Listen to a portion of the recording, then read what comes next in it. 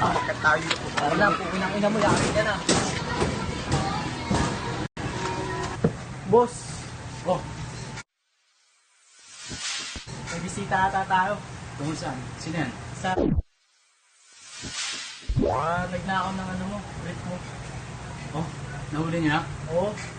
Sige, bakit Tita. Uy, open yun dito. Ito na, boss. Anong sadya yan dito?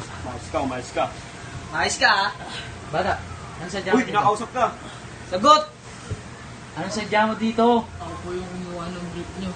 Ah, ito pala nagnakaw ng brief ko. Marap ka! Sagot! Uy! Opo. Nasaan yung brief ko? Opo, boss. Suot mo?